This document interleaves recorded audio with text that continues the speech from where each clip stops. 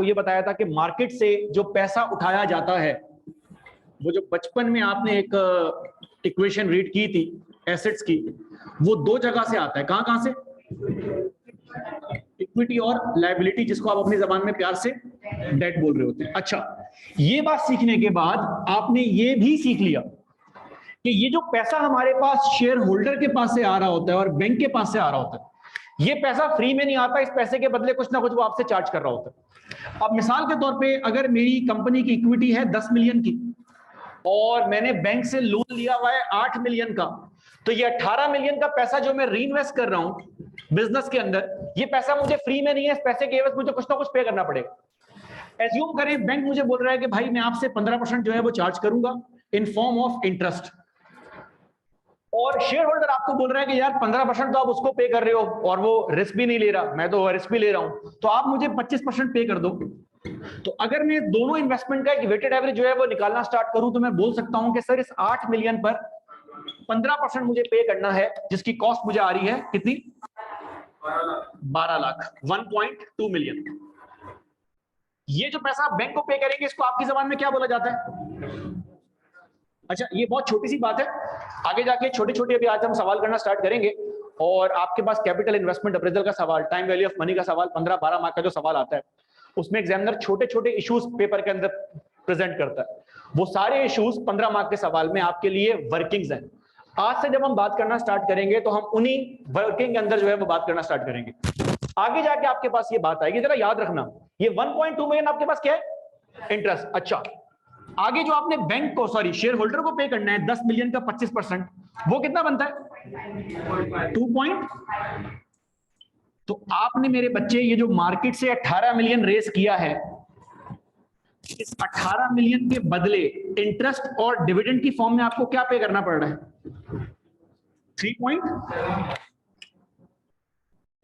3.7 million. जरा मुझे percentage में बताएं ना, 3.7 मिलियन डिवाइड बाय 18 मिलियन, 20 20.5% को आपकी जबान में प्यार से कॉस्ट ऑफ कैपिटल या weighted average cost of capital भी बोला जाता है।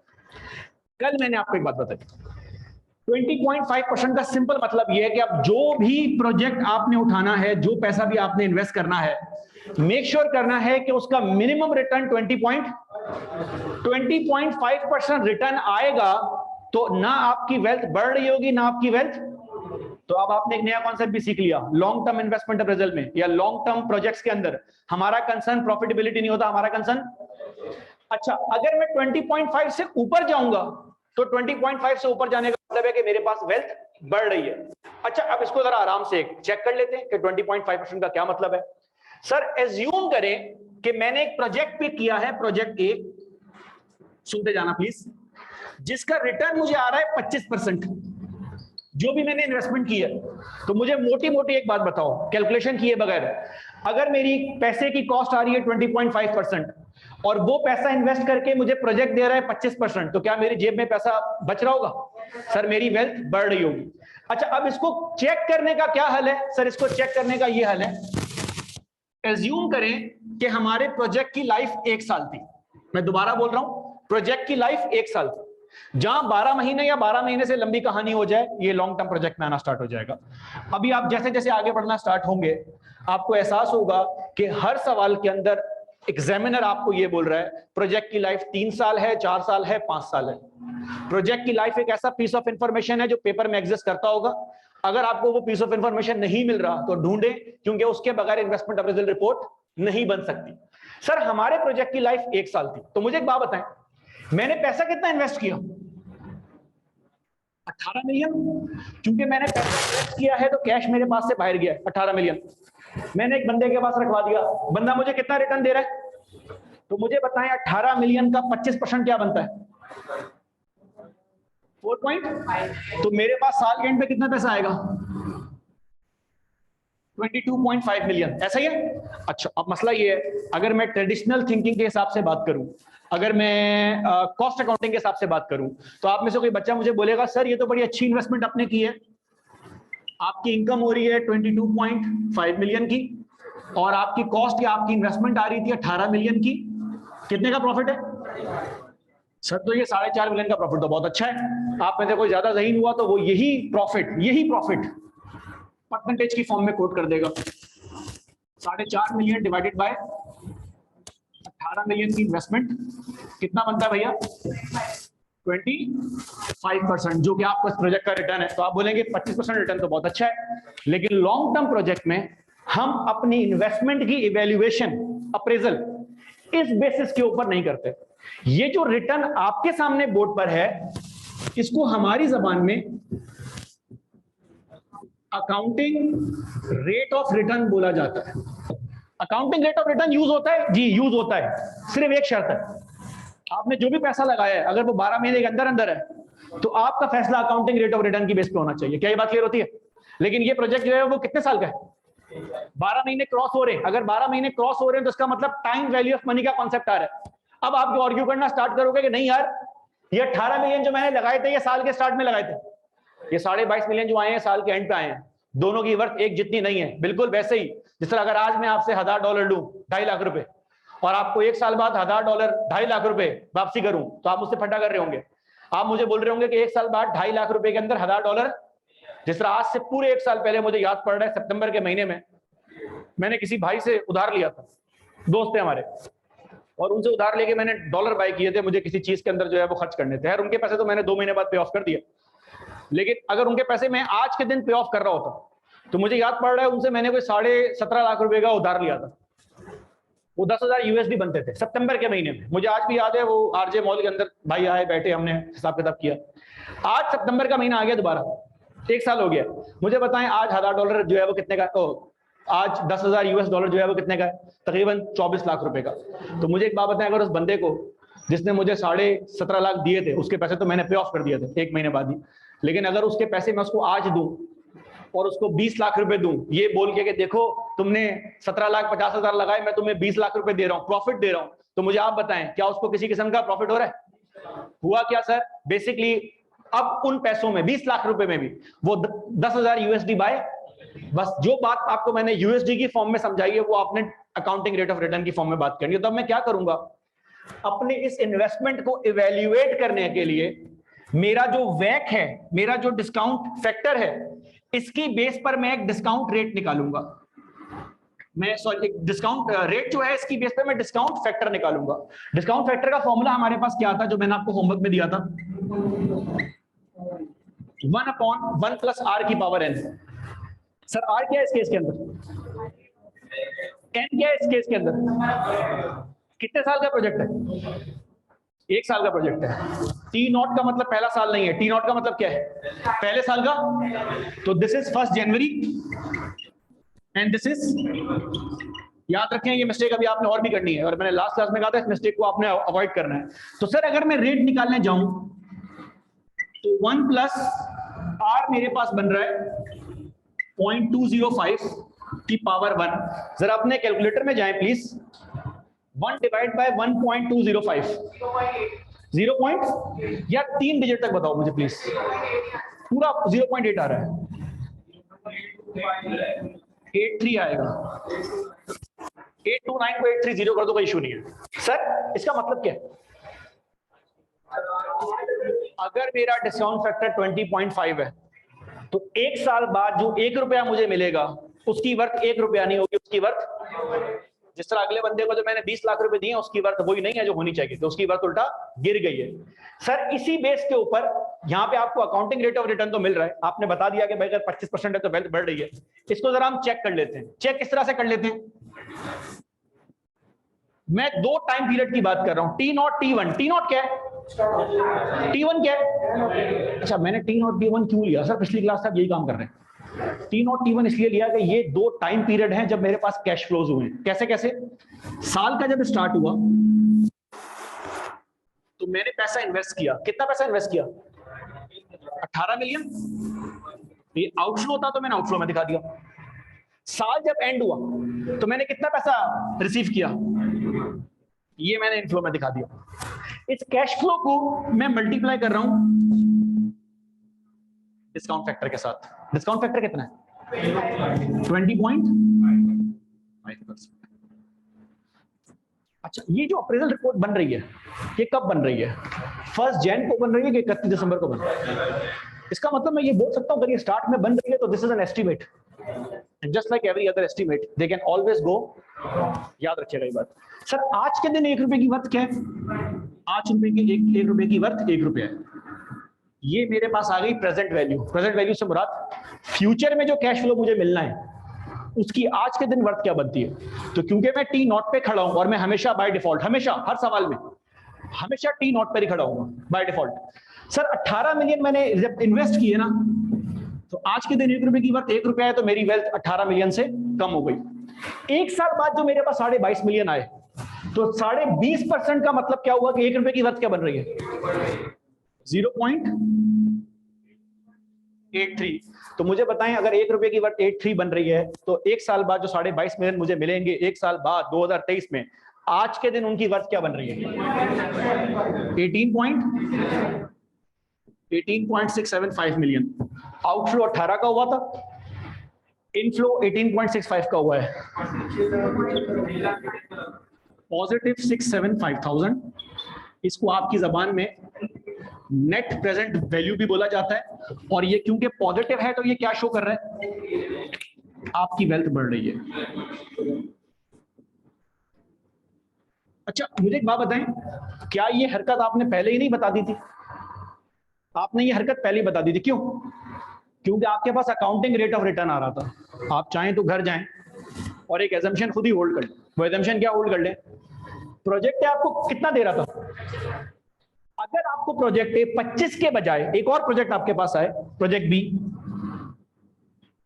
और वो आपको 20.5% जो है वो दे रहा हो, तो मुझे बताएं आपके पास वेल्थ के ऊपर क्या इंपैक्ट आना चाहिए?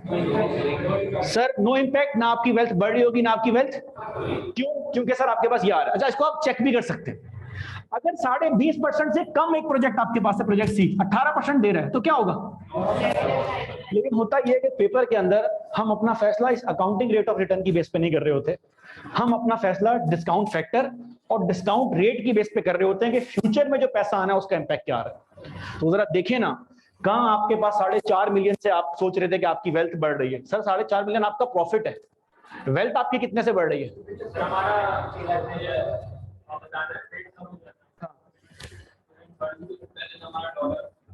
बिल्कुल। तो डिस्काउंट रेट के अंदर भी सेम कहानी है। डिस्काउंट रेट भी मैंने कल बताया था, दोबारा बताता हूं, कम भी हो सकता है बढ़ भी सकता है। क्लासिकल एग्जांपल, ये पैसा जो बैंक को पे कर रहे थे ये क्या है? इंटरेस्ट रेट है। ये इंटरेस्ट रेट जो फिक्स होता है ना हमारी मार्केट में, वो एक रेट की बेस पर होता है जिसे कहा जाता है काइबोर। आप जब भी, किसी बंदे ने नहीं भी पढ़ा ना एमएफ, गाड़ी अगर किसी ने अपनी जो है वो निकाली है लीज के ऊपर, घर लिया हुआ है लोन के ऊपर, तो आपके ना कॉन्ट्रैक्ट में बकायदा लीज एग्रीमेंट में लिखा होता है काइबोर प्लस 2%। काइबोर क्या है? सर काइबोर की फुल फॉर्म है कराची इंटरबैंक ऑफरिंग रेट। अब बहुत टेक्निकल हो गई ना बात, काइबोर नया नाम आपको सुनने में मिला है, हालांकि हमने तो छापा है। असल जो नाम था, जो जहां से आया था, उसको लाइबोर बोला जाता है, लंदन इंटरबैंक ऑफरिंग रेट। ये दुनिया भर में जो पैसा डील होता है लंदन की मार्केट में होता है। यूएस आज भी सुपर पावर है, लेकिन फाइनेंशियल मार्केट्स का हब आज भी जो है वो लंदन के पास है। अकेला London single handedly, central London bye the वे, जो फॉरेन डायरेक्ट इन्वेस्टमेंट उनके पास आती है, that is almost 40% more than New York and Tokyo combined. London का ये हाल है। तो फाइनेंशियल हब उसको ऐसे ही बोला जाता है। सर तो हमारे पास जो कराची इंटरबैंक ऑफरिंग रेट है, ये रेट है कि अगर आप बहुत टेक्निकल जबान के अंदर बात कर रहे हैं, तो मैं आपको छोटी सी बात बताता हूं। आपकी मार्केट में जितने भी ठेले वाले सब्जी और फ्रूट बेच रहे हैं, उनके सब्जी और फ्रूट का रेट डिपेंड कर रहा होगा मंडी के रेट के ऊपर। अगर आज आप सेब लेने गए और आपको 200 रुपए किलो मिला, और एक हफ्ते बाद आपको गया 800 रुपए किलो मिला, और आपने ठेले वाले को बोला तुझसे पिछले हफ्ते तो मैंने 200 रुपए का लिया था, 800 रुपए का बेच रहा है, तो वो क्या बोलेगा आपको आगे से? सर मंडी का रेट चेंज हो गया ना, पूरी मार्केट का रेट चेंज। ऐसा नहीं हो सकता कि मंडी का रेट 200 रुपए, एक ठेले वाला 800 रुपए का बेच रहा है और आप उसी से जाके बाय कर रहे हो। कि आपकी उसकी क्या मोहब्बत है हमें नहीं पता, लेकिन वो मंडी के रेट पर डिपेंड कर रहा है। तो बस आप यूं समझ लो, जिस तरह मंडी में प्याज का रेट होता है, आलू का रेट होता है, हर आइटम का एक मंडी का होलसेल का रेट है। तो मैंने आपको कल एक जुमला सिखाया था, the cost of every commodity is money, but the cost of Manish, तो पैसे की जो कॉस्ट है उसकी मंडी के रेट को हमारी जबान में क्या बोला जाता है? हर वेडनेसडे को कराची में state bank of Pakistan money market operations करता है। उस मनी मार्केट ऑपरेशन में जो बड़े बैंक होते हैं, एलाइड, हबीब, एमसीबी, ये एक दूसरे को पैसा खरीदते और बेचते हैं। पैसा बिकता है, 50 अरब आप खरीद लो। अच्छा, किस फॉर्म के अंदर बिकता है? ये बॉन्ड्स की फॉर्म के अंदर बिकता है। तो गवर्नमेंट ऑफ पाकिस्तान जो है वो आपको या तो बॉन्ड बेच रही होगी और आपसे पैसा मार्केट से रिसीव कर रही होगी, या उल्टा काम हो रहा होगा, वो आपसे बॉन्ड वापसी ले रही होगी और आपको पैसा बेच रही होगी। वो काइबोर का रेट होता है 15%, 16%, 12%, जो भी रेट आपके पास जो है वो चल रहा है। बड़े बैंक फिर वो जो उन्होंने लोन लिया हुआ है उसको छोटे छोटे हिस्सों में ब्रेक करके दुकानदारों को बेच रहे होते हैं। टुच्चे bank, bank of Punjab, summit, silk अगर है तो इनको 2 अरब, 3 अरब, 1 अरब बेच दिया 15 पर, 16 पर। उसके बाद दुकानदार कस्टमर को बेच रहा होता है। थाला भाई गए गाड़ी लेने, रिटेल रेट काइबोर प्लस 3%, खुद उसने काइबोर प्लस 1% पे लिया है, 2% का प्रॉफिट चार्ज कर रहा है। तो इफेक्टिवली स्पीकिंग, अगर तुमने गाड़ी निकाली हुई है और तुम्हें बैंक ने बोला था काइबोर प्लस 2%, तो काइबोर अगर 15% चल रहा है तो तुम्हारा रेट आ रहा होगा 17%। एज्यूम कर लो ये 17% है यहाँ। लेकिन कल को अगर काइबोर गिर जाए, मार्केट में इंटरेस्ट रेट ऊपर नीचे होते हैं, और ये काइबोर तुम्हारा गिर के 12% के ऊपर आ जाए तो क्या होगा? सर अगर ये 12% के ऊपर आ जाए तो मेरा रेट क्या हो जाएगा? अच्छा, जैसे ही मेरा काइबोर कम होगा, वो शेयर होल्डर जिसने मार्केट में पैसा इन्वेस्ट किया हुआ है वो अपना पैसा मजीद मार्केट में लेकर आएगा, क्योंकि अब उसको पैसा बैंक में रखवाने का प्रॉफिट नहीं मिल रहा, उसका रिटर्न भी कम हो जाएगा। तो yes, you are right, real life में वैक चेंज होता है। लेकिन अभी असल फट्टे वाला सवाल तो आप मुझसे पूछेंगे 2-3 सवाल बाद। फट्टे वाला सवाल जब आप मुझसे पूछेंगे तो मैं आपको याद दिलाऊंगा कि ये सवाल आपके पास यहां से दिमाग में आया है कि सर आपने कहा था कि वैक चेंज होता है, तो पेपर में सवाल में क्यों नहीं चेंज हो रहा? तो फिर उसकी कॉम्प्लिकेशन मैं आपको एक्सप्लेन करूंगा। सिर्फ मुझे एक सवाल का जवाब दें। इसका नाम क्या है? इसका नाम क्या है? वैक, डिस्काउंट रेट। ये वैक 2 चीजों से बना है, कौन सा? Cost of equity, cost of debt. ऐसा कॉस्ट ऑफ डेट जो आप पे करते हैं बैंक, उसको क्या बोलते हैं? जो शेयर होल्डर को पे करते हैं उसे क्या बोलते हैं? तो मुझे एक सवाल का जवाब दो। आपको ये जो 22.5 मिलियन रुपए आया है, जब आपने इसको 0.83 से मल्टीप्लाई किया वैक से, वैक के रेट से, तो क्या इसमें इंटरेस्ट और डिविडेंड दोनों डील हो गए? जब आप इसको 0.83 से मल्टीप्लाई कर रहे हो ना, तो ऐसा क्यों? भाई एक सवाल है ना, सिंपल सवाल है, मेरी पहली क्लास है और मैं आके बच्चा मुझे बोल रहा है सर 4.5 मिलियन का प्रॉफिट है, वेल्थ आप कह रहे हैं कि 6.25 लाख से बढ़ रही है, बाकी पैसा कहां गया? बाकी पैसा इंटरेस्ट और डिविडेंड पे करने में लग गया। तो जब आप इसको डिस्काउंट रेट से मल्टीप्लाई करते हो तो आप इंटरेस्ट और डिविडेंड दोनों को ऑफसेट कर देते हो। अब ये बात एक मजे की बात बताऊं, पेपर में वर्किंग है ये बाकायदा 1-2 मार्क्स की, और इसको इग्नोर करने के मार्क्स हैं। पेपर में अगर अप्रेजल रिपोर्ट आपके पास आई और उसने बोला कि हमारी कंपनी ने इंटरेस्ट पेमेंट की है 3.5 लाख रुपए की, मिसाल के तौर पे वो आपको बोले 18 मिलियन इन्वेस्ट किए, 22.5 मिलियन आए, लेकिन साल के एंड पे बैंक को आपने 1.5 मिलियन पे किया। अगर मैं ये बात सवाल के अंदर बोल दूं ना, तो मेरे आंसर के ऊपर कोई इंपैक्ट नहीं पड़ रहा, मैं वो 1.5 मिलियन यहां से माइनस नहीं करूंगा। क्यों? क्योंकि वो 1.5 मिलियन ऑलरेडी जब मैंने मल्टीप्लाई किया तो पे ऑफ हो चुका है। अगर मैं सवाल के अंदर बोल दूं कि हमने इस साल के एंड पर 22.5 मिलियन जब आए तो शेयर होल्डर को डिविडेंड पे किया 1 मिलियन का, उस 1 मिलियन को मैं इस अप्रेजल रिपोर्ट में से माइनस नहीं करूंगा। क्यों? तो याद रखें, जब आप डिस्काउंट रेट से मल्टीप्लाई करते हैं तो जो 2 चीजों को आप गोज विदाउट सेइंग एक प्री रिक्विजिट के तौर पे एडजस्ट कर देते हैं। क्या? Interest and dividend. अपने पास जल्दी से रजिस्टर के अंदर जाएं, लिखें example number 1 warm up question, ये पूरा सवाल छापें और छापने के बाद 2 ऑब्जर्वेशन पॉइंट नोट कर लें, ये आपको आगे जाकर काम आएंगे। ये 1.5 से 2 मार्क की मिस्टेक है जो बच्चे कर रहे होते हैं, और मैं आपको शर्त लगा के बता रहा हूं, आज 6ठी क्लास में आज के बाद आपसे ये मिस्टेक हो रही होगी जब हम एक सवाल सॉल्व कर रहे होंगे 12 मार्क्स का। आप में से बहुत सारे लोग इंटरेस्ट को अकाउंट फॉर कर रहे हैं, मतलब मैं आपको याद दिलाऊंगा कि देखिए ये मिस्टेक मैंने आपको बताई थी। जल्दी से नोट कर लें, जब नोट कर लें तो मुझे बताएं, फिर मैं इसका ऑब्जर्वेशन पॉइंट लिखवाऊंगा। फैज वीडियो थोड़ी देर के लिए पॉज कर देना ताकि वो हमारा लेक्चर जो है वो थोड़ा समराइज हो जाए। सर अपने पास वो 2 ऑब्जर्वेशन पॉइंट नोट कर लीजिएगा प्लीज। पहला पॉइंट नोट करें, ये सारे ऑब्जर्वेशन पॉइंट आपके कॉन्सेप्ट जो है वो रिकैप कर देंगे।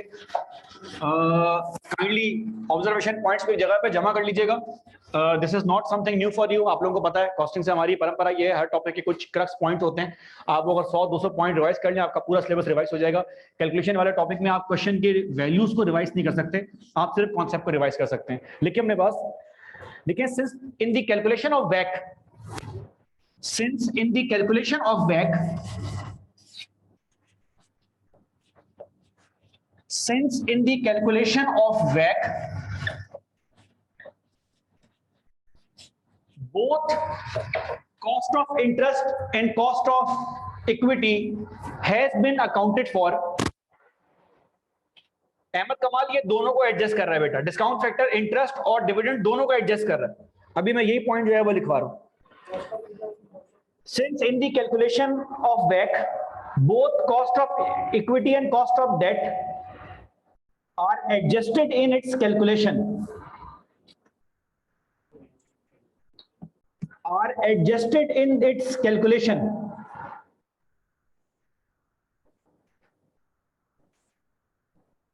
Therefore,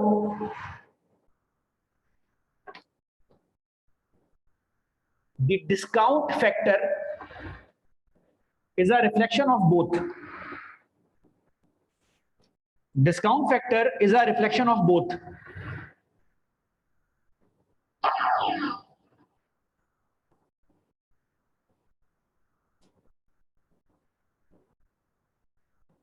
सेकेंड पॉइंट नोट करें अपने पास please.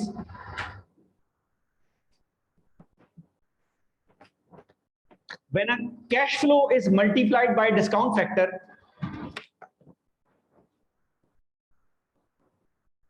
when a cash flow is multiplied by discount factor,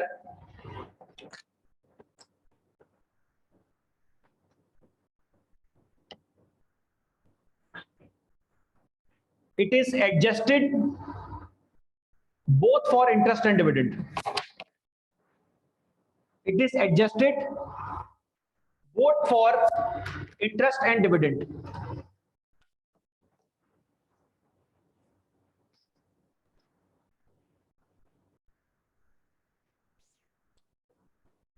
third point note करें, that is why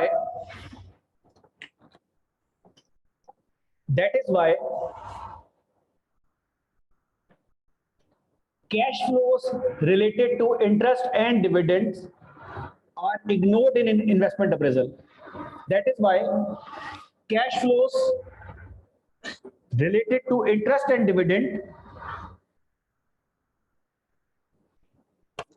are ignored in investment appraisal.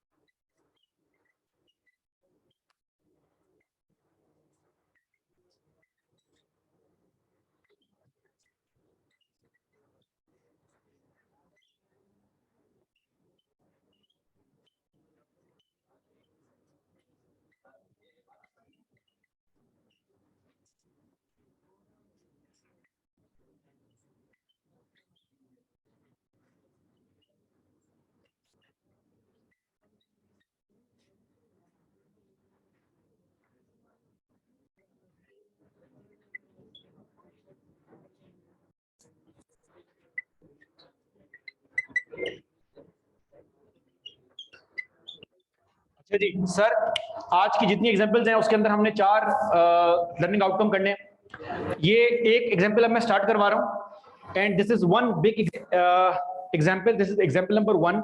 इसके अभी कंपोनेंट आना स्टार्ट होंगे 1 A B C D E F। इस सब A B C D E F के अंदर आपके छोटे छोटे कॉन्सेप्ट पूरे होने स्टार्ट होंगे।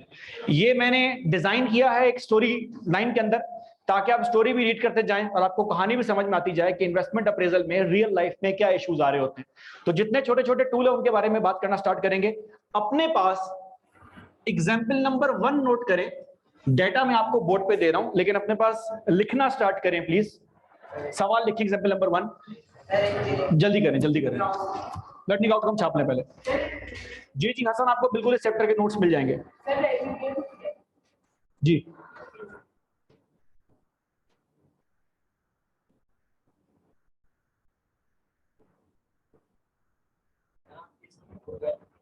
जी मेरे भाई, इसके पहले चैप्टर के आपको नोट्स मिल जाएंगे क्योंकि जब तक वो हमारे भाई प्रिंट करेंगे तब तक पहला टॉपिक एंड हो जाएगा। हाँ हाँ, इसकी बुक देनी है क्योंकि इसकी जो थ्योरी के मैंने आपको लास्ट क्लास में बताया था फर्स्ट क्लास के अंदर, वर्क बुक नहीं, बुक की होगी।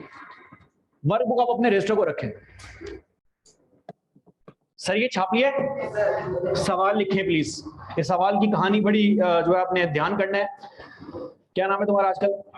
आलियान। आलियान के अब्बा ने आलियान को पैसा दिया कि बेटा तुमसे सीए भी हो नहीं रहा, सॉरी तुमसे तुम्हारा सीए हो गया है लेकिन तुम मेमन हो तो तुमसे जॉब नहीं होगी, तुम कभी किसी की जॉब नहीं कर सकते, तुम अपना बिजनेस स्टार्ट करो। तो आलियान के अब्बा ने आलियान को पैसे दिए। आलियान ने कहा चलो बिजनेस स्टार्ट करते हैं। अब आपको पता है आलियान की सेहत माशाल्लाह अच्छा, खाया पिया जो है वो लगता है। आलियान ने कहा मैं खाने का बिजनेस स्टार्ट करूँ। तो आलियान भाई ने खाने का बिजनेस स्टार्ट किया और आलियान ने कहा हमारे शहर में सबसे ज्यादा क्या खाया जाता है? बिरयानी खाई जाती है। तो आलियान ने अपनी दुकान खोल ली। तो अपने पास सवाल नोट करना स्टार्ट करें प्लीज। लिखें मिस्टर आलियान। प्लीज जरा सवाल की ना जो कहानी है उसको जरा ध्यान करना क्योंकि ये रिस्क मैनेजमेंट में बहुत काम आने वाली है। ये दो टॉपिक आपस में इंटीग्रेट है, आपको ये बात समझ थोड़ी देर से आएगी। लिखिए अपने पास, mister Aliyan has decided to start his own business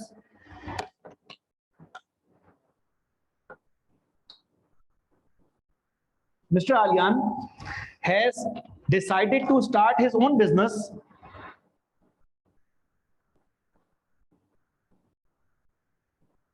with a startup seed investment of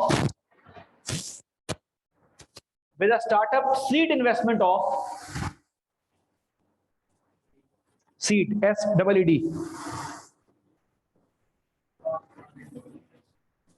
After a seed investment of rupees 10 million, अबे 10 मिलियन 5 लाख नहीं होते भाई, क्या बोल रहे हैं? सीड इन्वेस्टमेंट ऑफ, इंग्लिश नहीं आती ना तो ये हो जाता है। हालांकि पीआरसी में पढ़ा लिखा के भेजा था आगे, ताकि आगे जाके जब सर सीड इन्वेस्टमेंट का वर्ड यूज करें तो हम बोंगी मारें कि खाद की बात हो रही है। बेगैरतों, बेशर्मों, बेहयाओं, ऑनलाइन वाले बच्चों आप लोगों के लिए भी, आपके पेपर में बुक ले लिए, ले लो आज एमएफए की,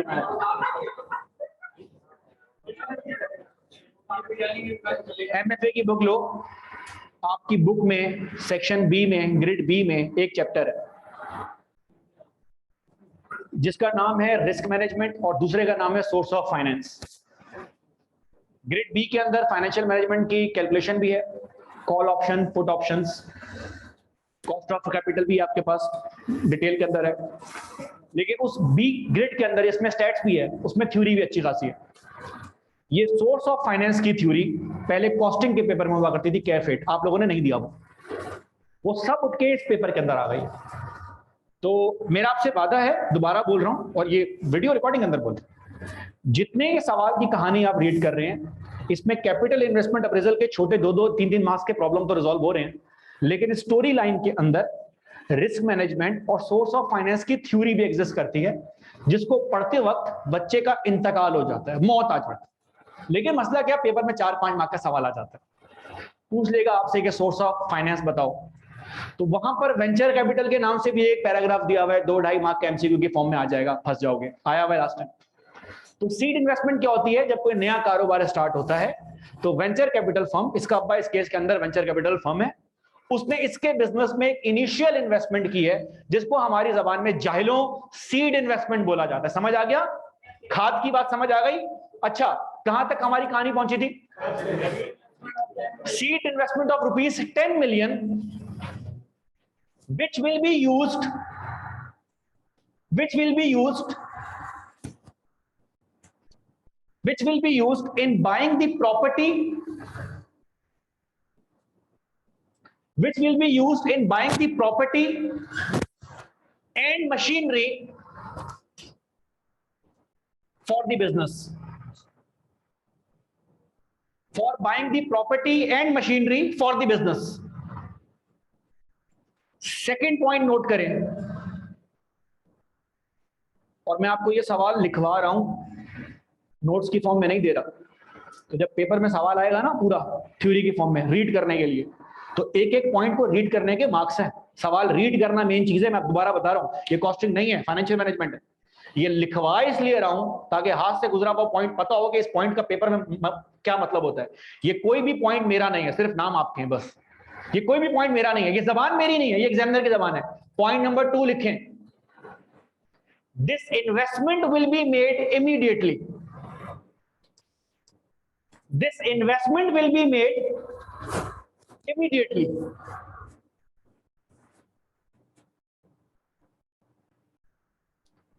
इमीडिएटली को अंडरलाइन कर लीजिएगा। थर्ड पॉइंट नोट करें, मिस्टर आलियांस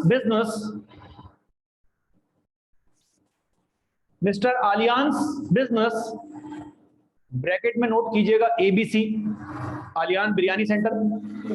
अब आज के बाद हम एबीसी का नाम यूज करेंगे, बार बार आलियान बोलेंगे, आलियान सर पे बैठ जाएगा। हो सकता है अगली क्लास में आलियान ना आए, मैं सीरियस बता रहा हूं। अब तक क्लास में जिस बच्चे के नाम पे कारोबार स्टार्ट किया, तीसरी क्लास में स्टार्ट, घर पे बैठ के ऑनलाइन क्लास ले रहा हूं। ये हर दफा होता है, इस दफा चेक कर लेते हैं, क्या पता ना हो। Mister alliance business ABC is planning to prepare an investment appraisal report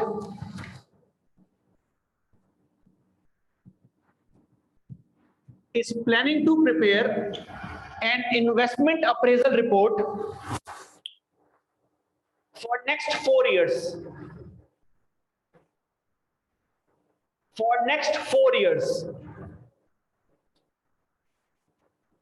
Now class on board, online वाले बच्चे खास तौर पे, this is the project life.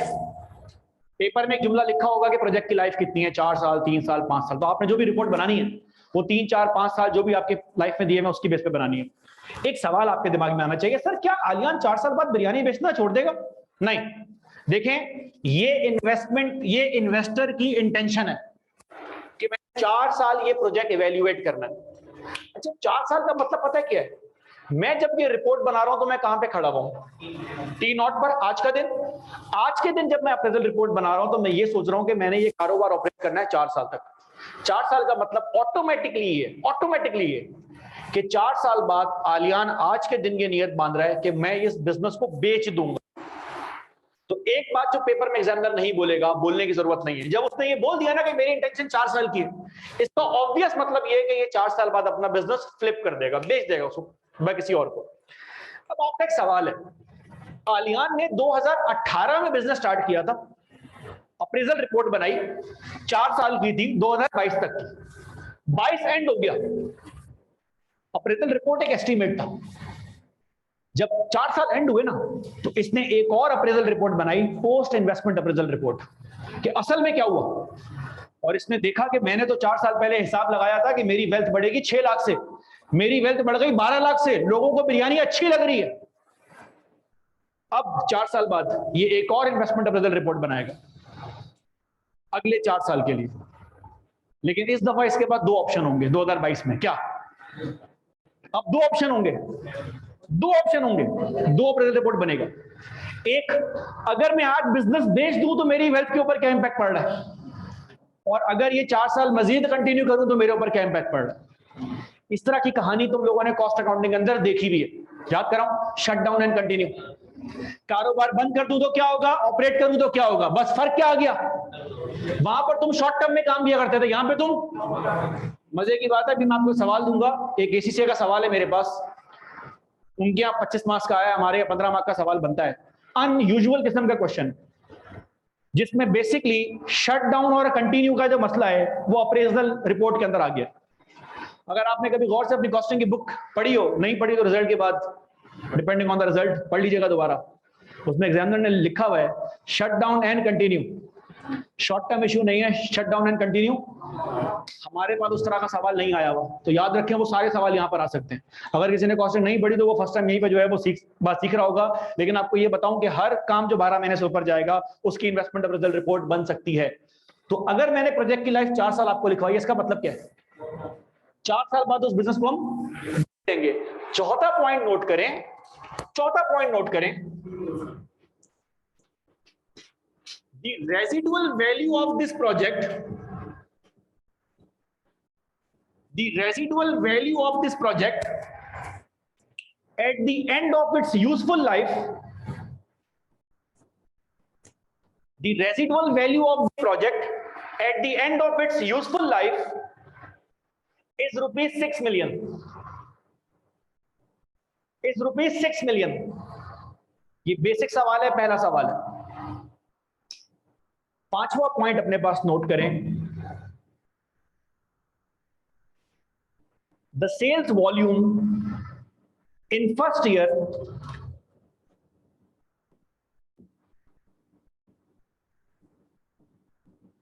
the sales volume in first year is expected to be 10,000 units,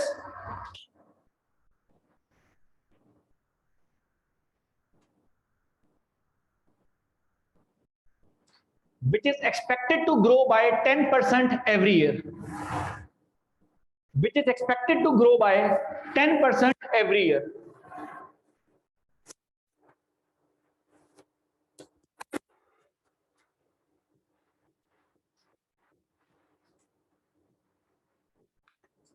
अगला point note करें, the selling price for each unit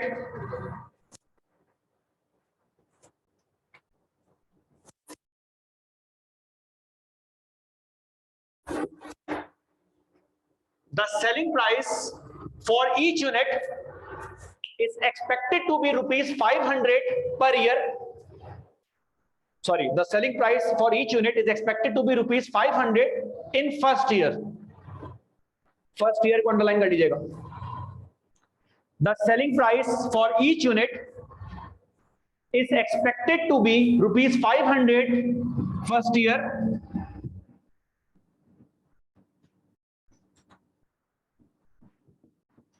next point note करें, the contribution margin, the contribution margin on selling price is expected to be 60%, is expected to be 60% throughout the life of the project, throughout the life of the project।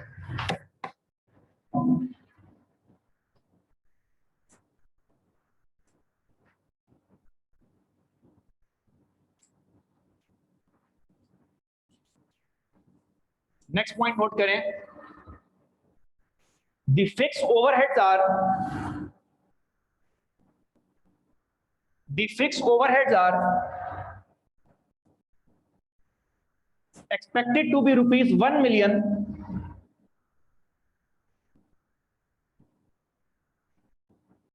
in first year,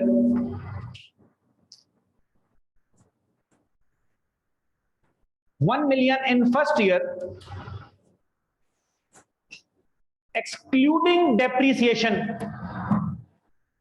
excluding depreciation। बचपन में आज से 200 साल पहले पढ़ा होगा आप लोगों ने कि कॉस्ट बिहेवियर दो तरह के होते हैं, वेरिएबल और। जब आप बालिग हो गए, बड़े हो गए सिलेबस में, तो आपको यह भी पता चला होगा कि डेप्रिसिएशन एक्सपेंस को आप फिक्स कॉस्ट में ट्रीट किया करते थे। तो आज के बाद जब भी आपके दिमाग में ये बात आएगी, तो क्योंकि ये ब्रॉट अप नॉलेज आपके पास है, डेप्रिसिएशन फिक्स कॉस्ट है, तो मैंने सवाल में बोल दिया कि जो 1 मिलियन की फिक्स कॉस्ट है इसमें डेप्रिसिएशन शामिल, अगर इसमें डेप्रिसिएशन शामिल होती तो क्या होता। कल वाले लेक्चर को याद रखें, सर अगर इसमें डेप्रिसिएशन शामिल होती तो डेप्रिसिएशन को एक्सक्लूड करना पड़ता, क्यों? क्योंकि वो नॉन कैश और लॉन्ग टर्म प्रोजेक्ट में हम प्रॉफिटेबिलिटी नहीं देखते, हम क्या देखते हैं, कैश फ्लो। तो हमें कैश फ्लो को जो है वो चेक करना है, तो ये बात मैंने आपके सामने क्लियर कर दी। सर इसी पॉइंट को आगे लिखें अपने पास, एक्सक्लूडिंग डेप्रिसिएशन के आगे लिखें, fixed cost is expected to increase by 5% per annum. Fixed cost is expected to increase by 5% per annum.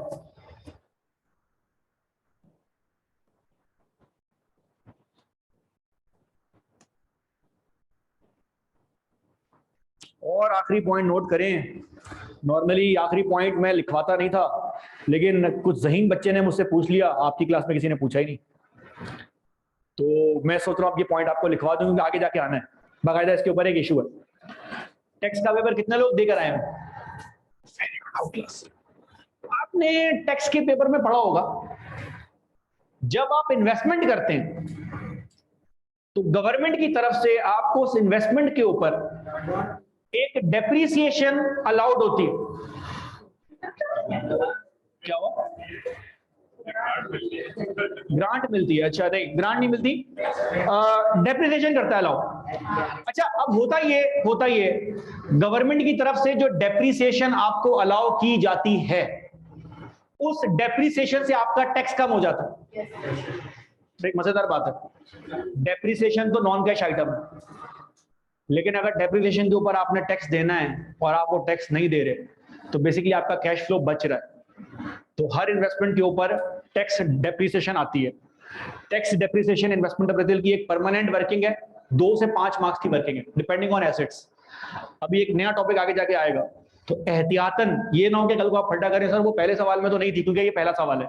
अगला पॉइंट नोट कर लें, this investment is not eligible for tax depreciation. तो मुझसे फटा नहीं करना, सर वो टैक्स वाले भी तो हमें हेल्प करेंगे। हाँ हेल्प करेंगे, आलियान को नहीं कर रहे बस।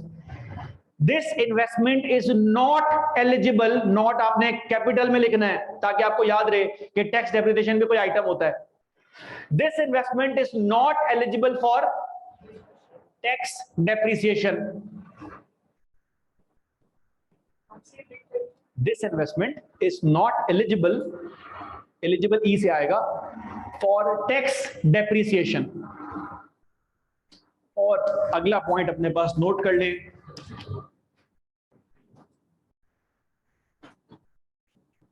the discount rate for this project, the discount rate for this project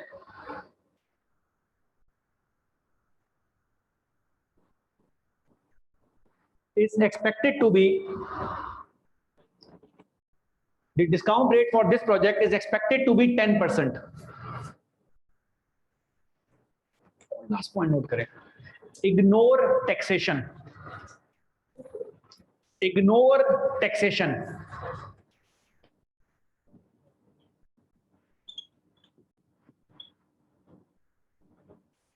जी खत्म। अच्छा अब ध्यान से बात सुने, देखिए मेरे लिए बड़ा आसान था, है भी आसान।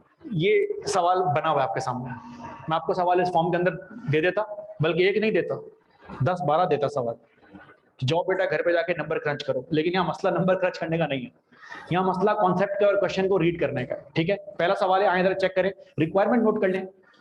रिक्वायरमेंट आप वहीं पे कहीं पे नोट कर लें, वैसे आपको डिस्काउंट फैक्टर आ गया तो रिक्वायरमेंट आ गई है। रिक्वायरमेंट नोट कर लें please. Evaluate this project, evaluate this project,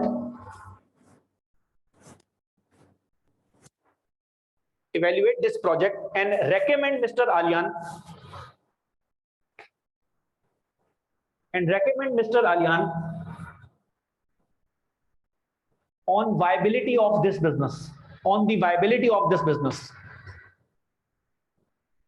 आसान भाषा के अंदर आलियान को ये बताओ, ये कारोबार खोलना वारे में पड़ रहा नहीं पड़ रहा। अच्छा अब क्योंकि मेरा बच्चा ये 4 साल का मसला है, तो वारे में पढ़ने के मतलब क्या है, प्रॉफिट हो रहा है कि नहीं हो रहा, या वेल्थ बढ़ रही है कि नहीं बढ़ रही। वेल्थ बढ़ानी है वो सेठ इंसान है, अगर उसने नौकरी करनी होती तो वो जॉब कर लेता ना, बिजनेस स्टार्ट कर रहा है। अब सुनते जाना, मैं बारी बारी वर्किंग्स कर रहा हूं, ये सारी वर्किंग पेपर में एक सवाल में एक साथ आती हैं, मैंने इनको लर्निंग आउटकम के अंदर ब्रेक करना स्टार्ट कर दिया। ठीक है, अब जो मैं सॉल्व करने जा रहा हूं पेपर में आपने ऐसे सॉल्व करना है। काइंडली कैलकुलेटर अपने हाथ में रखें, अपना क्वेश्चन जो आपने लिखा हुआ अपने हाथ में रखें, सामने रखें, क्योंकि आपको पता होना चाहिए क्वेश्चन में किस वर्ड का क्या मतलब है। प्रोजेक्ट कितने साल का है? अच्छा, 4 साल के लिए मुझे कैश फ्लो की जरूरत है। इस सवाल में कौन कौन से कैश फ्लो, अगर आप मोटे मोटे कैश फ्लो चेक करें ना सर, एक इन्वेस्टमेंट का कैश फ्लो है, फिर इन्वेस्टमेंट को बेचेंगे, रेजिडुअल वैल्यू का हमारे पास जो है वो कैश फ्लो है। सर सेल्स आ रही है, वेरिएबल कॉस्ट आ रही है, फिक्स कॉस्ट आ रही है, 5 आइटम आ रहे हैं, सही है। टैक्स इस सवाल में है नहीं। इन सारे कैश फ्लोज की वर्किंग के लिए एग्जामिनर ने कुछ लंबी की हुई है, तो जरा ध्यान करते रहना, सुनते रहना। मैं बहुत स्लो जाऊंगा, लेकिन उसके बावजूद आपसे मिस्टेक होगी। ये जो फर्स्ट ईयर के लफ्ज मैंने लिखे हुए हैं ये रैंडम नहीं है लिखे हुए, इसके पीछे एक रीजन है। एक बच्चा माशाल्लाह फॉर्म में है, मैंने एक और कॉलेज 2-3 साल पहले ज्वाइन किया, तो वो बच्चा रिफ्रेशर बैच जो है वो दे रहा था। तो पुराना बच्चा था मेरा, उसने मुझसे पहले किसी और कॉलेज में कोई और पेपर जो है वो पढ़ा हुआ था। तो पेपर से पहले 1 महीना पहले चौथी दफा कॉस्टिंग दे रहा था वो, 3 दफा फेल हो चुका था। और वो मुझसे फोन करके पूछ रहा है, मुझे आज भी वो जगह याद है जहां उसने मुझसे फोन पूछा था, मैंने गालियां दी थी उसको, उससे दोस्ती बड़ी अच्छी थी। मैंने कहा तो शर्म नहीं आ रही, पूछ क्या रहा है मुझसे? वो मुझसे ये पूछ रहा था कि सर पेपर में इन्वेस्टमेंट अप्रेजल में, और 20-25 मार्क का सवाल आया करता था जब ये कैफेड में था, बोल रहा है इन्फ्लेशन पहले साल से लगेगी कि दूसरे साल से लगेगी। मैंने कहा लानत है तुम्हारी जिंदगी, मतलब चौथी अटेम्प्ट के अंदर भी तुम अगर ये पूछ रहे हो, और ये हिसाब लगाएं कि चौथे अटेम्प्ट का मतलब है लोगों को ये बात नहीं पता होती। ये घटिया सवाल है, इन्फ्लेशन पहले साल से लगेगी दूसरे साल से, कोई इसका फिक्स आंसर नहीं है।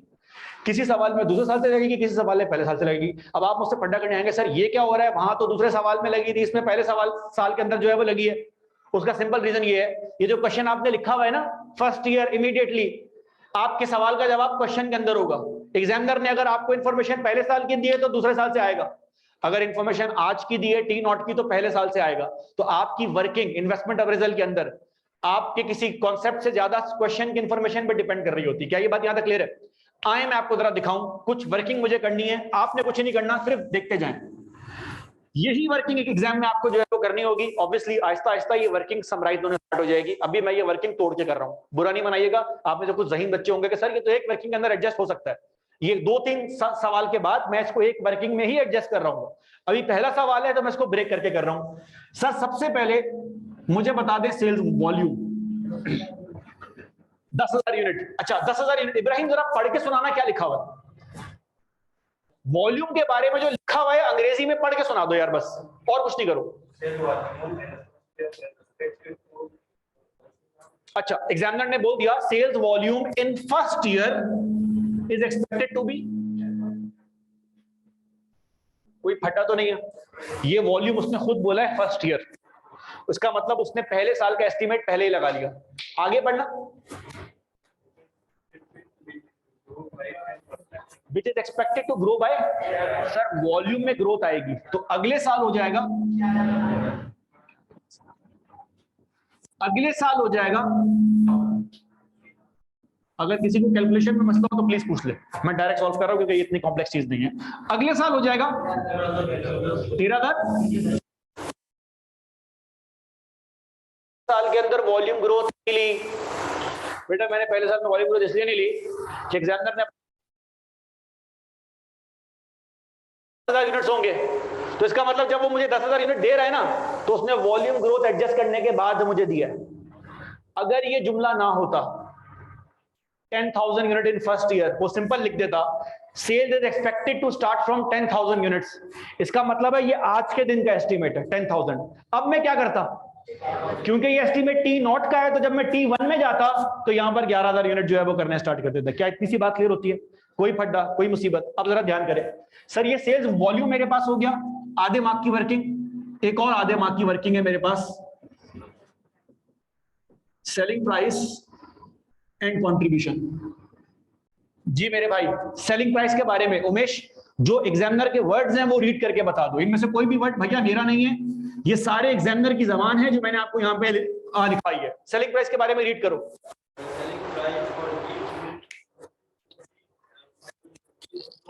एग्जामिनर बोल रहा है फर्स्ट ईयर के अंदर 500 रुपए है, आगे बढ़ो।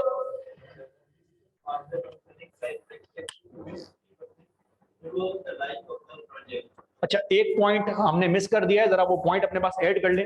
वो पॉइंट आपके पास यहां पे कहीं पे आना चाहिए क्योंकि यहां पे जगह नहीं बची।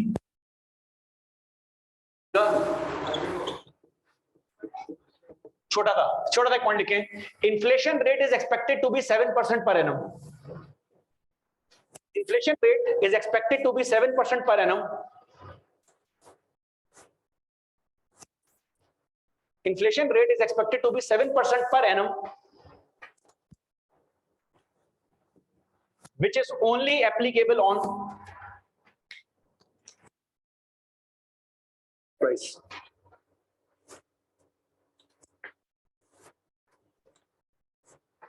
अच्छा, इस सवाल में दो इन्फ्लेशन रेट हैं, जरा ध्यान करें। फिक्स ओवरहेड कॉस्ट भी आपकी बढ़ रही है, कितने से बढ़ रही है, और सेलिंग प्राइस कितने से बढ़ रही है। तो हैरान मत होना, पेपर में मल्टीपल इन्फ्लेशन रेट आ सकते हैं। नहीं, इन्फ्लेशन रेट डेप्रिसिएशन पे नहीं लगता, वजह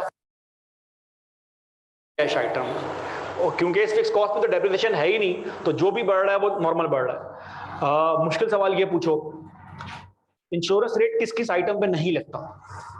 by default rent fix cost है, इंश्योरेंस फिक्स कॉस्ट है, दोनों पे इन्फ्लेशन रेट नहीं लगता। वजह, आपका जो रेंट होता है ना घर का भी, that is dependent on the rental agreement. तो रेंट का जो चेंज है वो रेंटल एग्रीमेंट पे डिपेंड करता है, इन्फ्लेशन पे डिपेंड नहीं करता। ऐसा नहीं कि महंगाई हो गई तो रेट बढ़ा दो, वो पता है 5-10% से बढ़ना है। इंश्योरेंस का भी सेम है। इनफैक्ट मजेदार बात है, इंश्योरेंस तो एक ऐसी फिक्स कॉस्ट है which is actually reducing every year. क्योंकि अगर आपने कभी गाड़ी की या घर की इंश्योरेंस करवाई हो या अपनी भी इंश्योरेंस जो है वो करवाई हो, तो इंश्योरेंस प्रीमियम कम होता रहता है। आईकैप के पास पेपर में एक दफा सिर्फ एक सवाल बहुत पुराना आया हुआ है जिसमें इंश्योरेंस की कॉस्ट कम हो रही थी और बच्चों की सबसे कॉमन मिस्टेक ये थी कि उन्होंने इंश्योरेंस पे इन्फ्लेशन लगा दी थी। तो उनको ये बात समझानी पड़ेगी, भैया इंश्योरेंस भी रेंट की तरह एग्रीमेंट पे डिपेंड करता है। दूसरा, इंश्योरेंस तो कम हो रहा होता है, एक ऐसी फिक्स कॉस्ट है जो कम हो रही होती है। गाड़ी आपकी जितनी पुरानी होती जाएगी इंश्योरेंस प्रीमियम कम होता जाएगा, क्योंकि इंश्योरेंस कंपनी वाले आपकी अगर पुरानी गाड़ी छिन गई तो उसके पैसे भी आपको कम देंगे। वो बोलेंगे जब आपने ली थी तो ये 60 लाख रुपए की थी, अब तो ये 30-40 लाख रुपए की, तो उसके पैसे भी आपको कम मिलेंगे। तो वो प्रीमियम भी कम करना स्टार्ट कर देते हैं क्योंकि आपकी गाड़ी पुरानी हो रही है। तो जरा ये बातें भी आएंगी। Sir selling price in first year क्या आ रही है? 500 रुपए। अच्छा, 7% का 535 572 612 ऐसा कोई फड्डा? अच्छा सर, इसमें वेरिएबल कॉस्ट की जरूरत नहीं है क्योंकि उसने डायरेक्ट आपको परसेंटेज दे दिया सीएम का, लेकिन साथ में एक बात और भी बोल दी, 60% के आगे क्या लिखा हुआ है? Through out the year. इसका मतलब क्या है सर? इसका ऑब्वियस मतलब ये है कि वेरिएबल कॉस्ट भी बढ़ रही है, सेलिंग प्राइस भी बढ़ रही है, और दोनों बढ़ने के बाद हमारा कंट्रीब्यूशन का रेट जो है वो फिक्स है। वरना खुद सोचो, अगर सेलिंग प्राइस बढ़ रही होती और वेरिएबल कॉस्ट ना बढ़ रही होती,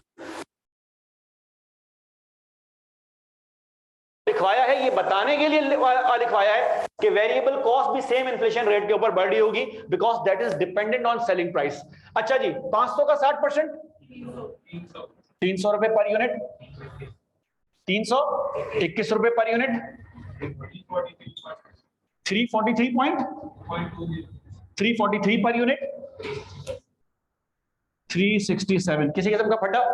सर आपके सामने बोर्ड पे जो दो वर्किंग हुई है ये ऑलमोस्ट हर सवाल के अंदर आती हैं, ये आधे मार्क्स की वर्किंग है। आपके पास सेल्स आ गई है, आपके पास सेलिंग प्राइस आ गई है और कंट्रीब्यूशन आ गया है। एक आखिरी वर्किंग में सॉल्व करने जा रहा हूं, वैसे वर्किंग की जरूरत नहीं है लेकिन फिर भी सॉल्व कर रहा हूं। फिक्स कॉस्ट का जुमला पढ़ के सुना दो। चला, फिक्स कॉस्ट का जुमला पढ़ के सुना दो, सिर्फ क्वेश्चन रीड करना आपका मेन काम है भाई। अच्छा, खुद ही बोल दिया ₹1 मिलियन इन फर्स्ट ईयर। आगे सही है, नॉन कैश नहीं है तो उसको हाथ नहीं लगाएंगे। आगे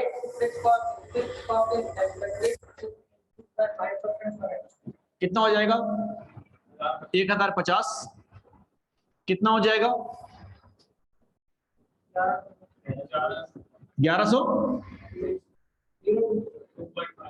सही हो गया। और चौथे साल में कितना हो जाएगा? 1157। क्लास किसी किस्म का फटा, कोई मुसीबत, कोई पखराट? मैं आपको 2 मिनट दे रहा हूं, जल्दी से ये 3 वर्किंग करें कॉपी। अब हमारी कैपिटल इन्वेस्टमेंट अप्रेजल रिपोर्ट बनेगी। ये पहला सवाल है। जैसे जैसे सवाल आगे बढ़ना स्टार्ट होंगे आपके पास 10-10 वर्किंग होंगी, उसके बाद अप्रेजल रिपोर्ट बनेगी। Appraisal report is the end game. ये छाप लें फिर बात करते हैं। भैया वीडियो जरा पॉज कर देना ताकि हमारी रिकॉर्डिंग कॉम्पैक्ट हो जाए। अप्रेजल रिपोर्ट के ऊपर आ जाए। ऑनलाइन वाले बच्चों छापिए, रिकॉर्डिंग स्टार्ट कर दे यार। उमर, सीरत, मोहम्मद आरिफ, मुजम्मिल, हसन, अहमद कमाल, अली, अक्सा, यूसुफ, जल्दी बताएं। मरियम, रिदा, जहरा, जल्दी बताएं प्लीज। बस सेट सेट। चलें जी, सर थोड़ा ध्यान कीजिएगा प्लीज। बेटा लॉन्ग टर्म प्रोजेक्ट में ना 2-3 आइटम देखने हैं। एक कैश फ्लोज देखने, कैश फ्लो की अमाउंट देखनी है, टाइमिंग देखना है और उसको डिस्काउंट करना है। ये प्रोजेक्ट है कितने साल का? 4 साल के प्रोजेक्ट का मतलब है कि अगर मैं इसको एक लाइन के ऊपर बनाऊं तो ये कुछ यूं आ रहा होगा।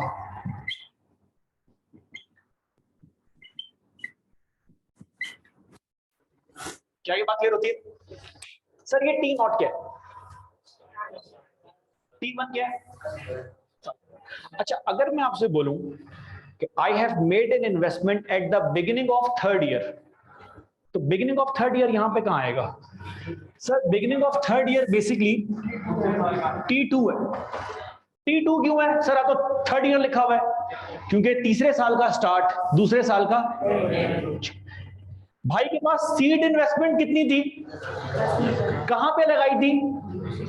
प्रॉपर्टी में और मशीन के अंदर। बिरयानी तो हमारा वर्किंग कैपिटल है, वो आगे जाकर आएगा। अभी किसी ने पूछा ही तो मैंने भी नहीं बोला, अभी आगे जाके आना तो है कि भाई दुकान तो खोल दी है, दुकान के अंदर माल इसका बाप डालेगा।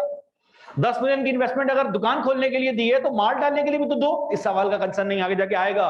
वर्किंग कैपिटल 4 माह की वर्किंग होती है भाई, और वर्किंग कैपिटल तो पूरा एक टॉपिक बन गया आपके पास ग्रेड नंबर सी में। बहरहाल इन्वेस्टमेंट के बारे में एक जुमला लिखा हुआ है, हमारा जरा पढ़ के सुनाना। इन्वेस्टमेंट का जुमला जो पेपर में लिखा हुआ है पढ़ के सुना दो। Investment will be made immediately. बेटा याद रखें, आज के बाद पेपर में जब जब एग्जामिनर इमीडिएटली का वर्ड यूज करेगा तो इस इमीडिएटली के वर्ड का मतलब है कि वो इन्वेस्टमेंट हो रही है टी। ये बहुत ध्यान से बात करना। तो मुझे एक बात बताना, सुने सिर्फ, छापना बाद में यार, बहुत आसान है ये, एक दफा देख लो, उसके बाद तो आपने अप्रेजल रिपोर्ट बहुत बनानी है, थक जाएंगे आप। इन्वेस्टमेंट कितने की है? 10 मिलियन की। मैं ये पूरी रिपोर्ट थाउजेंड्स में बना रहा हूं, ठीक है जी। पैसा आ रहा है कि जा रहा है? इन्वेस्टमेंट कर रहे हो, पैसा जा रहा है। क्या ये बात यहां तक क्लियर होती है? कोई फटा है? बाप से, शेयर होल्डर से मिल रहा है तो तुम मैनेजर हो ना, हम तुम्हारे लिए अप्रेजल रिपोर्ट बना रहे हैं। बाप को जो भी डिविडेंड देना है वो डिस्काउंट रेट में एडजस्ट हो जाएगा, डिविडेंड वो तुम्हारे अब्बू का मसला है, हम उसकी इन्वेस्टमेंट अप्रेजल रिपोर्ट बना रहे हैं। ये जरा याद रखना, ये बात अभी आएगी। You are too young for this, अभी तुम्हारा दिमाग इसमें बना नहीं है, 1-2 हफ्ते बाद इसके बारे में बात करेंगे। 2 तरह के फैसले होते हैं, investment decision, financing decision. Investment decision is grid number C और financing decision is grid number B. वो जो कॉस्ट ऑफ कैपिटल मैंने आपको बताया था, that is the financing decision. तो मैंने आपको बहुत ब्रीफ बात बताई, उतनी बताई कि इतना मेरा काम हो जाए। तो ग्रेड नंबर बी में जब एंट्री मारेंगे ना, वहां पे खुल के बात करेंगे कि पैसा रेस कहां से करना है। Seed investment was one thing ना, उसके बदले में आप क्या देंगे, वो सारी बातें हम वहां पे करेंगे। तो याद रखें, ग्रेड बी और grade C. Grade C is investment decision, grade B is, हम अभी क्या कर रहे हैं, तो हमें डिविडेंड से गर्ज नहीं है, जब भी मैंने ऑब्जर्वेशन पॉइंट दिखाया। अच्छा मुझे बात बताओ, ये प्रोजेक्ट 4 साल का है, तो 4 साल बाद तुम इसको बेच दोगे, कितने का बिकेगा? 6 मिलियन। इनफ्लो आउटफ्लो, क्या ये बात यहां तक क्लियर? कोई फटा? अच्छा आगे सुने सर, एक आइटम और है, फिक्स कॉस्ट। इसमें डेप्रिसिएशन शामिल नहीं है, अगर होती तो डेप्रिसिएशन को साइड करना पड़ता। कितनी डेप्रिसिएशन है पहले साल में? 1 मिलियन खर्चा है और आउटफ्लो दिखा दिया। अगले साल में कितनी है?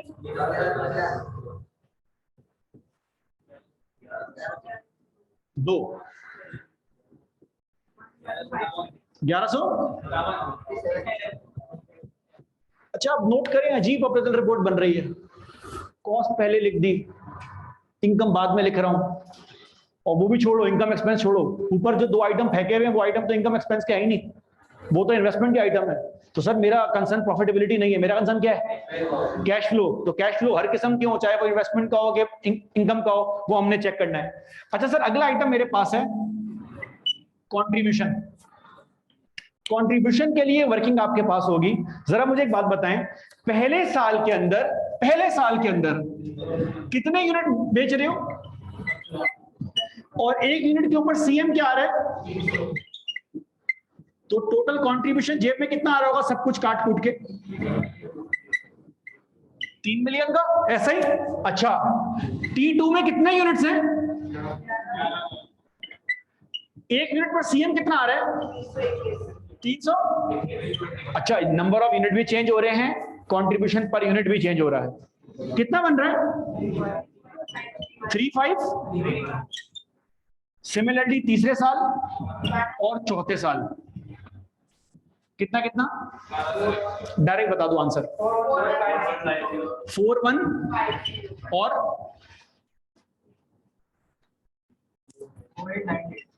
4898। सर एक बार आपके पास और आ गई है कंट्रीब्यूशन की, डायरेक्ट भी कर सकते हैं, इसलिए मैंने यहां पे सॉल्व नहीं की थी।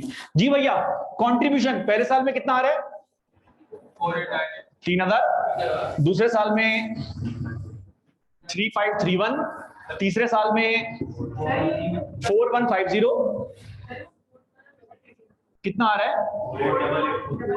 4884। कोई बहुत बड़ा फर्क नहीं है यार वैसे। खैर है, 3 भी सही कर दूं। 3 कितना आ रहा है? सेकंड वाला सही कर दें। सब गलत पता है। सर आप सही करते हो, ये बोल रहे हो सर? सेकंड पॉइंट पे मतलब 3/3 वाले तो 3 आप सही बताएं। अरे बेटा, ये तो पूरे कोर्स में रह जाओगे। अभी तुमने मेरी राइटिंग देखी नहीं है। ज़हीन लोगों की राइटिंग खराब होती है, लेकिन जिनकी राइटिंग खराब होती है वो ज़हीन नहीं होते। फर्क है इन दोनों में, ठीक है ना? ये ना हो कि आप अपनी गंदी खौफनाक राइटिंग देख के बोले मैं ज़हीन हूं, ऐसा नहीं है। अच्छा सर, ये कैश फ्लो मेरे पास आ गए, जरा मुझे बात बताओ, क्या इस सवाल में टैक्स डेप्रिसिएशन है? लिखा हुआ है नॉट एलिजिबल। क्या इस सवाल में टैक्स रेट है? कुछ नहीं है। ये पहली दफा अप्रेजल रिपोर्ट बनाई है आलियान ने खुद बैठ के, नहीं आता इसको बनाना अप्रेजल रिपोर्ट। आता होता तो दुकान खोल के नहीं बैठता। सर सारे आइटम मेरे पास हो गए। अब क्योंकि सारे आइटम मेरे पास हो गए हैं, जब सब एंड हो जाए तो यहां पर एक चीज आएगी जिसे कहा जाता है नेट कैश फ्लोस।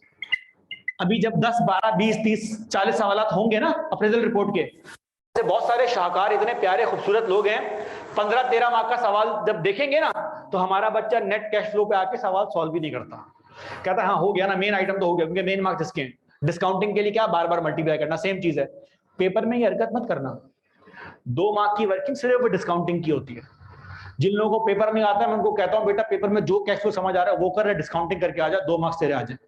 क्या पता तू 48 पर फेल हो रहा हो, 46 पर फेल हो जाए, क्या पता 48 पर फेल हो रहा हो, पास हो जाए, वो 2 मार्क्स तेरी जान बचा ले। मतलब ये ईमान का आखिरी दर्जा। I don't want you to be there, लेकिन जस्ट इन केस सेफ्टी हमारे को होनी चाहिए। नेट कैश फ्लो कितना कितना बन रहा है भैया?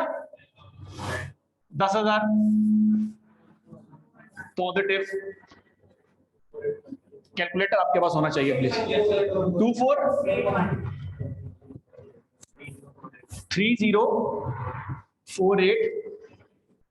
ध्यान करना, इस साल में आपने दुकान भी बेच दी है, पैसा आ रहा है 9727। क्या ये बात क्लियर है?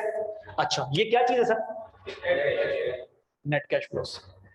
ये आज का दिन 3 और पैसा जेब से बाहर गया।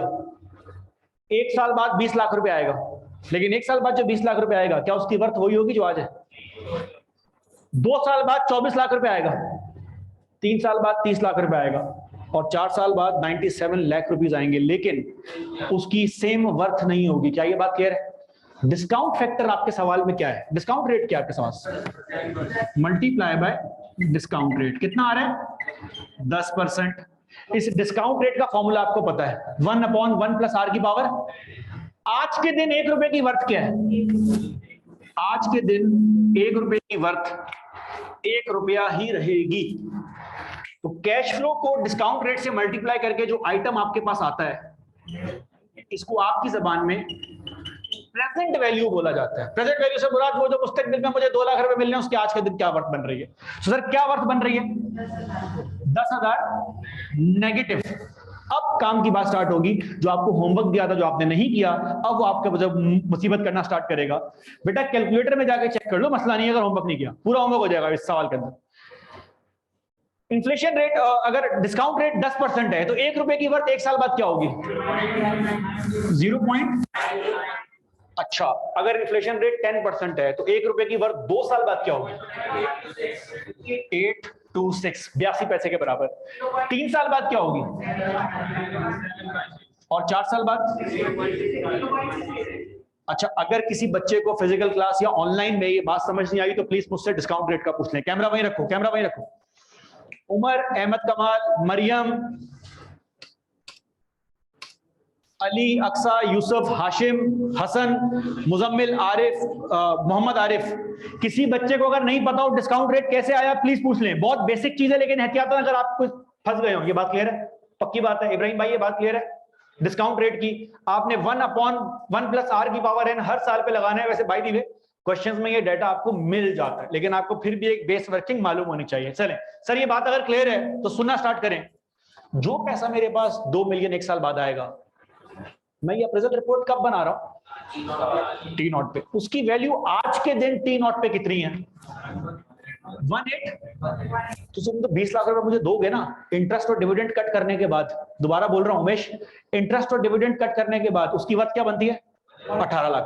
सर ये आपने जुमला चेंज कर दिया, इंटरेस्ट और डिविडेंड कट करने के बाद। ये क्या है?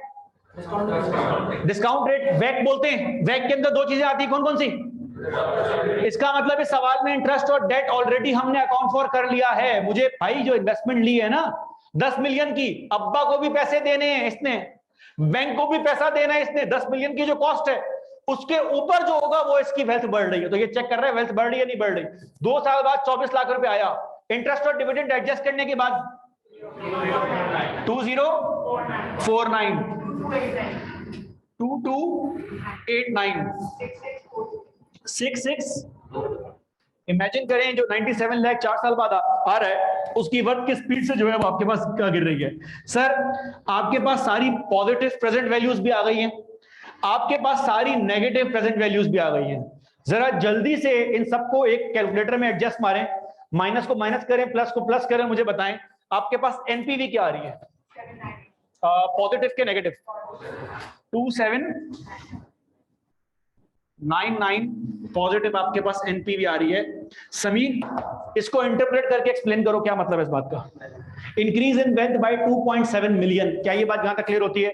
तो मुझे बताएं इस सवाल की रिक्वायरमेंट क्या थी? तो based on this method of investment evaluation, and by the way there are many methods, BFD तक जाने तक आपके सिलेबस में 5 आ जाएंगे, 2 आपके पास अभी हैं। और अगर आप कभी इन्वेस्टमेंट साइड में गए, सीएफए साइड पे गए, तो फिर 5 नहीं है, बहुत सारे इन्वेस्टमेंट मेथड हैं, आप बहुत सारी चीजों को जो है वो चेक कर सकते हैं।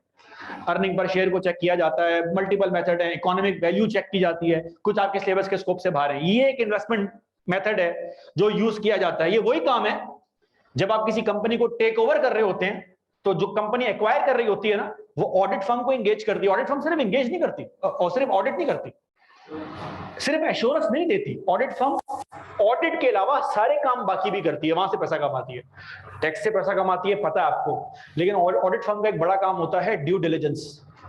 ये ड्यू डिलिजेंस है, आपने अप्रेस करके बताना है कि वेल्थ बढ़ रही है नहीं बढ़ रही। तो अब्बा का पैसा निकालने के बाद, अब्बा का इंटरेस्ट डिविडेंड निकालने के बाद तुम्हारी वेल्थ 27 लाख से बढ़ रही होगी। क्या ये बात यहां तक क्लियर है? कोई फड्डा? अच्छा, जल्दी से इसको कॉपी कर ले, मैं आपको 2 मिनट दे रहा हूं क्योंकि असल गेम अब स्टार्ट होगी। This was example number 1A, अपने पास नोट कर लीजिएगा क्योंकि हर एग्जांपल के अंदर एक आइटम आपके पास आ रहा होगा। This is example 1A।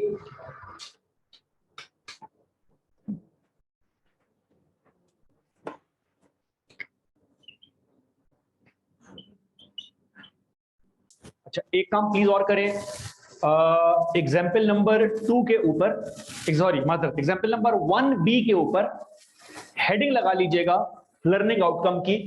एक लर्निंग आउटकम में ऐड कर रहा हूं, एक लर्निंग आउटकम में ऐड कर रहा हूं, impact of taxation on cash flow. जी नहीं, अभी नहीं, जब बोलूंगा तब। लेकिन एग्जाम में जो है वो करनी होती है। लेकिन जब एग्जाम क्वेश्चन खोलेंगे फिर करेंगे। अभी तो हम कैश फ्लो इंडिविजुअल आइटम की बात कर लूं, क्योंकि ये बहुत सारे हैं, कि वो 22-23 के करीब है। ये जब सारे पूरे हो जाएंगे ना, तो फिर हम उसको जो है वो यूज करना स्टार्ट करेंगे। अच्छा 22-23 होंगे, घबरा मत जाना। क्लास जरा बोर्ड पे देखें, this is example number 1B। ये लर्निंग आउटकम नया आया है, क्या लिखा हुआ है? ये लिखा हुआ तो है, लेकिन जो पुराने 4 लर्निंग आउटकम आपने किए हैं ना, वो एग्जाम्पल 1BC में कहीं भी आ जाएंगे।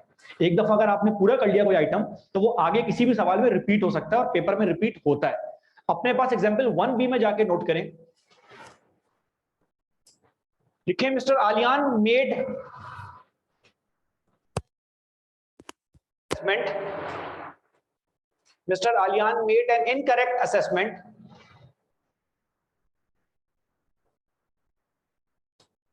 Mr. Alian made an incorrect assessment and forgot to take the impact of taxation. And forgot to take the impact of taxation.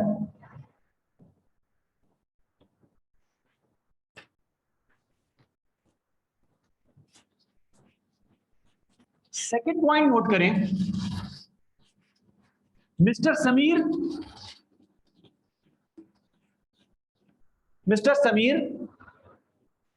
who is his tax accountant, Mr. Sameer who is his tax accountant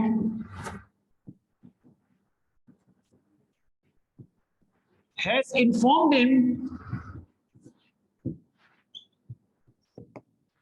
that the tax rate on profits are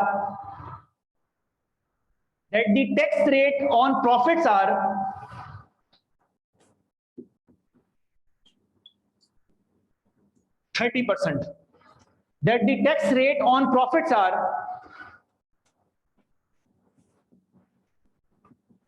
30%. Second point note करें, third point note करें, which is the most important point. इस point पे तो मैं आपको ना भगा भगा के मार रहा हूं, अभी बोल रहा हूं, कल से स्टार्ट हो जाएगा।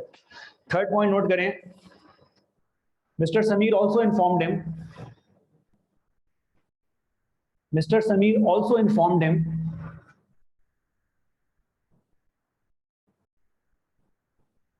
that tax will be paid in the year in which liability arises.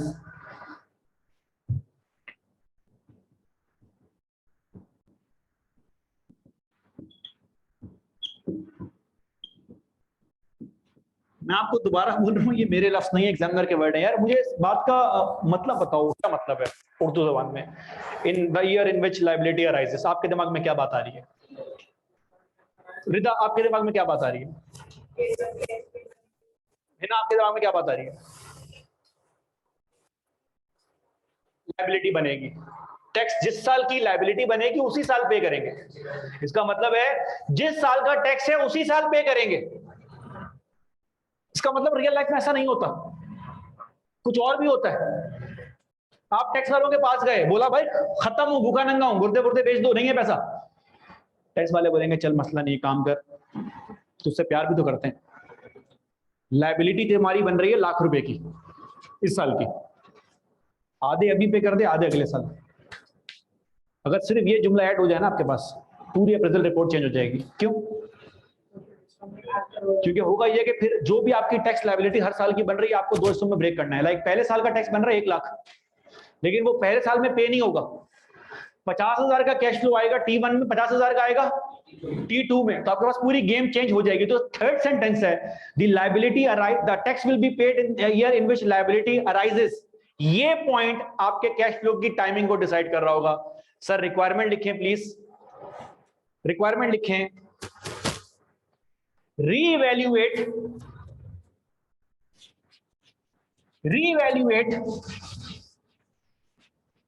this investment after accounting for taxation on profit. Reevaluate this investment after accounting for taxation on profits.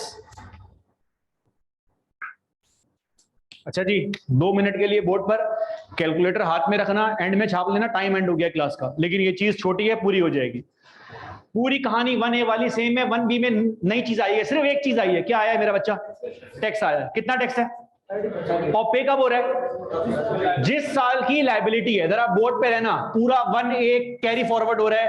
ये एक सवाल है, 2 सवाल नहीं है। सर मुझे बताएं सीएम क्या आ रहा है? 3000 35 48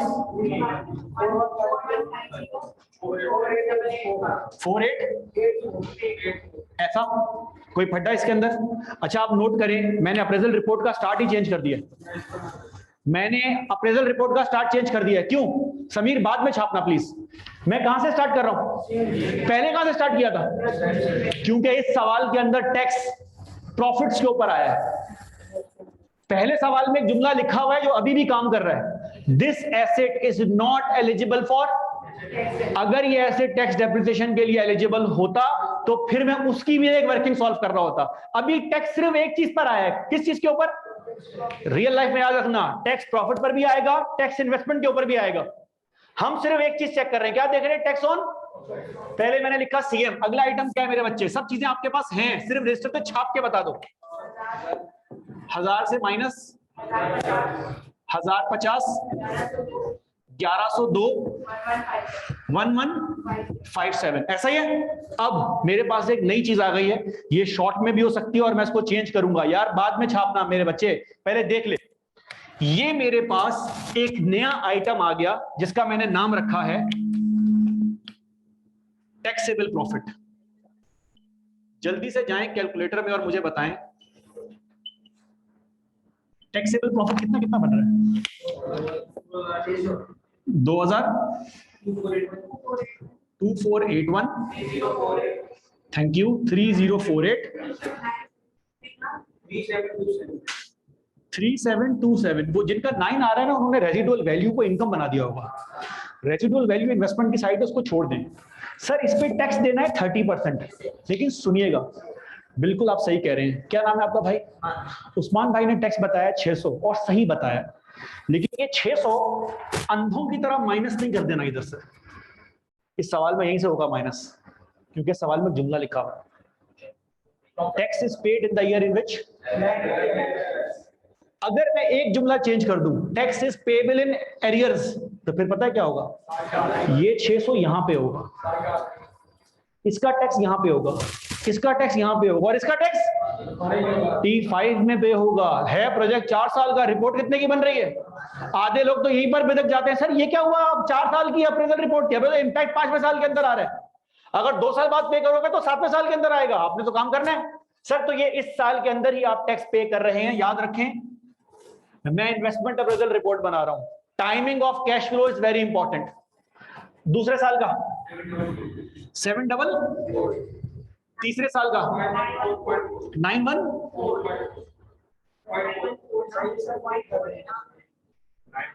5। आगे ऐसा कोई फड्डा, कोई मुसीबत? अच्छा ये माइनस हो गया मेरे पास। अब 2 चीजें रह गई है, इन्वेस्टमेंट और रेजिडुअल वैल्यू। कितनी इन्वेस्टमेंट है और रेजिडुअल वैल्यू कितनी है? अब मेरे पास आ गए, बिल्कुल सही आपने फरमाया, नेट कैश फ्लो। अगर आप जल्दी बता देंगे तो बड़ा अच्छा लगेगा मुझे। 10,000 एरर देंगे टी नॉट पर 1400। अच्छा जरा 1A में देखना आपके नेट कैश फ्लो क्या आ रहे थे? 18। आप मुझे प्रेजेंट वैल्यू बता रही हैं, मैं नेट कैश फ्लो पूछ रहा हूँ। यहाँ कितने आ रहे हैं? कम हो गए। किस चीज का इम्पैक्ट आया? तो एक बात क्लियर है, टैक्स आपके एनपीवी को कम कर रही होगी, टैक्स आपकी वेल्थ को कम कर रही होगी। दैट इज वाई लोग टैक्स सेविंग के लिए अकाउंटेंट्स के पास जो है वो जा रहे होते हैं। कितना बन रहा है? 1737 21 प्लीज।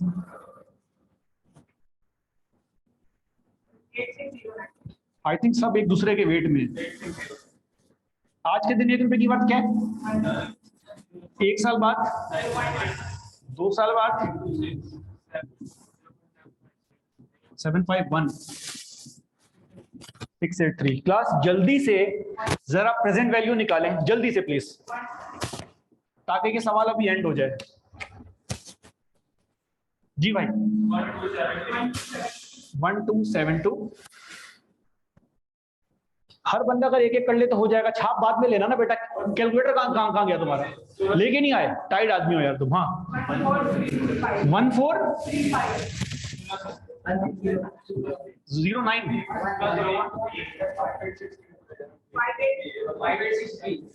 यार 2-3 रुपए के लिए ना फटा नहीं करना प्लीज। सर ये आपके पास पूरी अप्रेजल रिपोर्ट हो गई है, जरा मुझे बताएं एनपीवी कितनी आ रही है, एनपीवी कितनी आ रही है?